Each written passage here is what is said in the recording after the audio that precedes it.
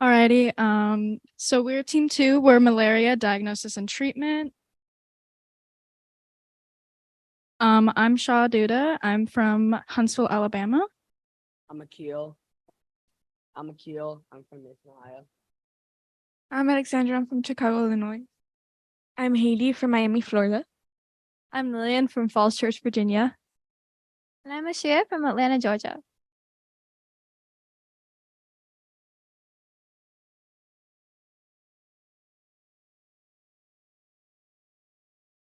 Malaria is a disease caused by a plasmodium parasite transmitted by the bite of a pregnant female mosquito. Malaria can be diagnosed with either a rapid diagnostic test or a blood smear. If you do test positive, which there are 2 different kinds, which is uncomplicated and complicated, you could have a few different kinds of treatments, which would include ACT, antipyretics, and an IV of artesunate. So the common symptoms of malaria are fever, chills, headache, muscle aches, tiredness, etc. And there are like 2 ways to test for malaria. So one is the most accurate way, but it's in laboratory. It's microscopy, where you take like a microscope, put blood under it, and see if you have malaria or not. Next one is easier. Anyone can do it. It's the rapid diagnosis test, or RDT for short, because no one wants to say the full meaning. This is used where you prick your finger on a thing, wait 15 minutes, and you'll get your answer if you have malaria or not. But this test does have some false positives and negatives. But yeah. The importance of accurate diagnosis. An accurate diagnosis of malaria means that the malaria is appropriately detected so the treatment, presence, and severity can be determined. Also, the diagnostic tools like rapid diagnosis tests can help healthcare professionals properly diagnose a patient instead of giving them a false assumption.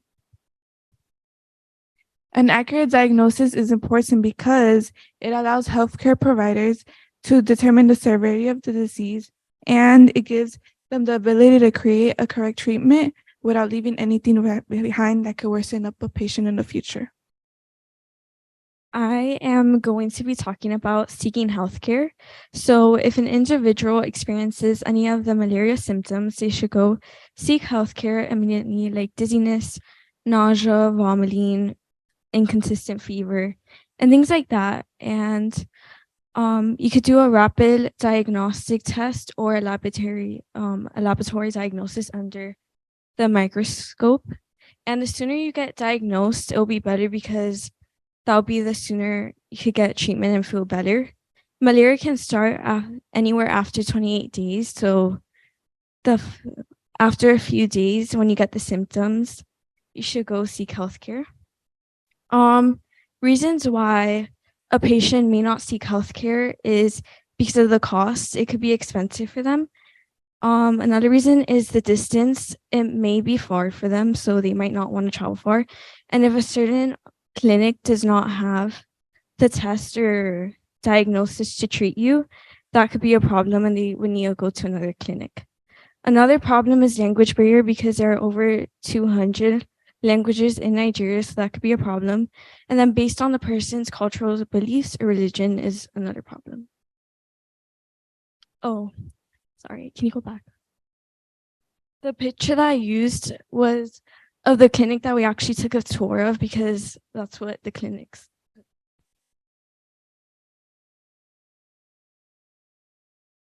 Alrighty, for disease treatments, there are either uncomplicated malaria or complicated malaria.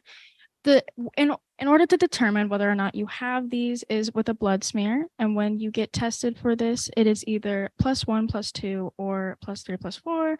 If you have +1 or +2, it is uncomplicated, and +3 and up, it will be complicated.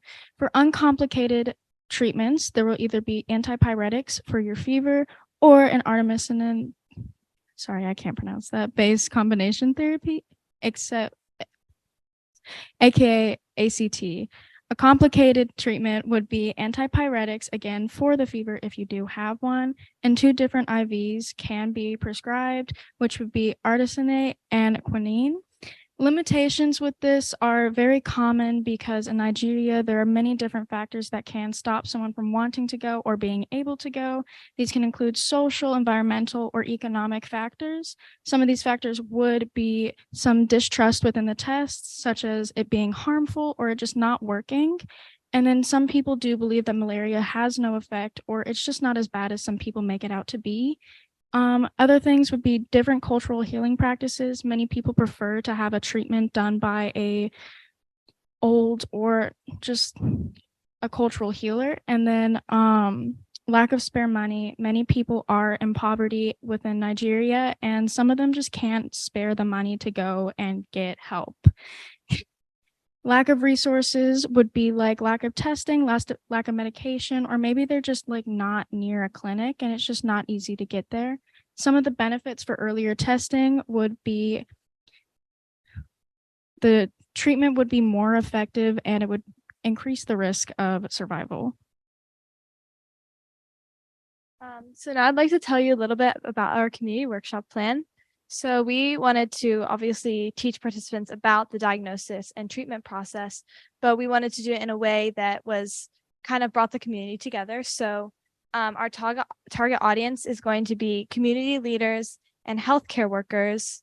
And we're going to do 2 different activities. The first one, we are going to demonstrate how to use and a rapid diagnostic test. And then our second activity, we're gonna create a referral pathway collaboratively with the community leaders and healthcare workers, because we believe they probably have the best ideas on where to go for treatment. So the purpose of this is to bring community together by getting community leaders on board and collaborating with healthcare workers. So our first activity is how to conduct a rapid diagnostic test.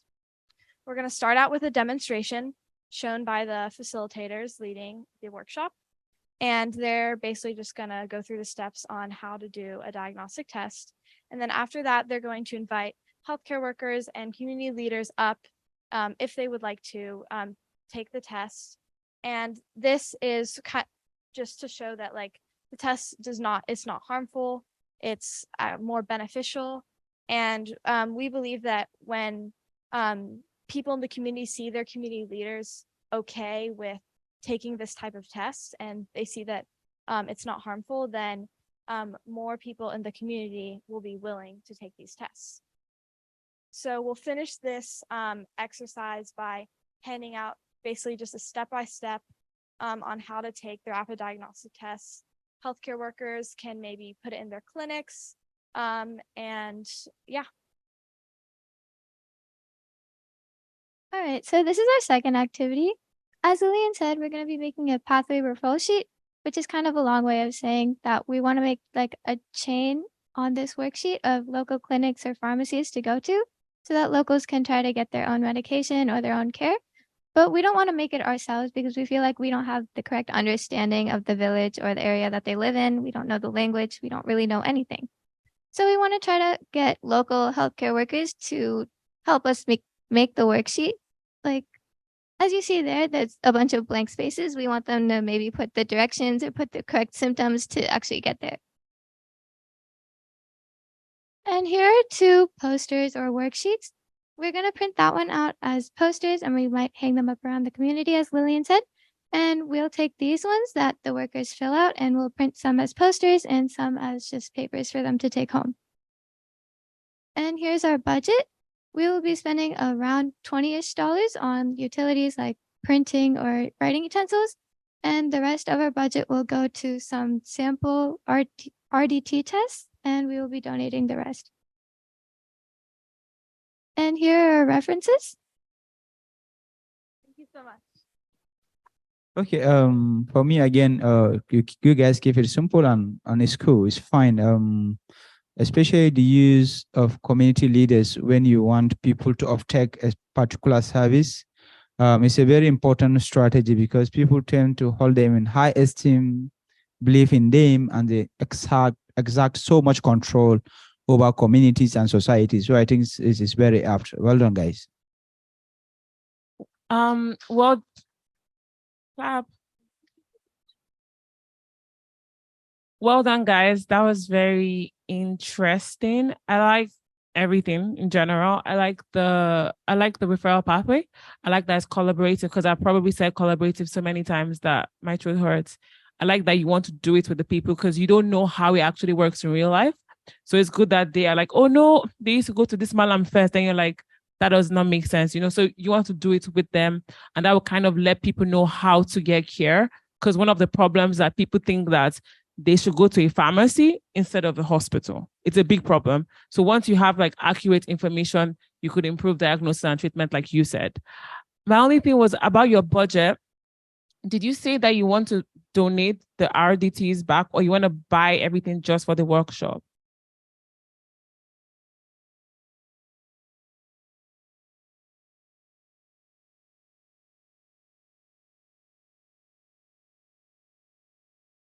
Okay, because I was a bit, because it was like a lot of money, and I was wondering if they were free and all of those things. But that's fine. Apart from that, good job. Your presentations were very fine. You also went straight to the point. A lot of you engaged with the audience, which was good. Like I could see you looking at us or looking at your friends, which is very important. It was also clear that you knew about malaria and about the place, and you had some ideas about the diagnosis as well. You really pushed for early diagnosis, and that was the point of your presentation, and that's what you did. So good job.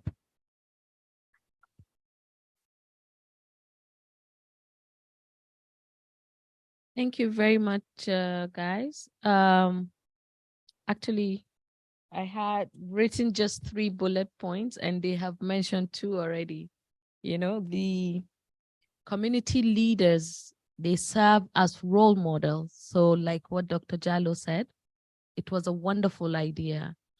Just like when COVID vaccine came out, a lot of celebrities were showing a video of how they took the shots and sort of like to encourage people to receive the vaccine. Okay, so it's the same. It's the same for what do you call it? The community leaders and their community members as well. The referral pathway, amazing. It was wonderful as well. And I love how you highlighted the importance of diagnosis, accurate diagnosis. Accurate diagnosis is the key. Okay.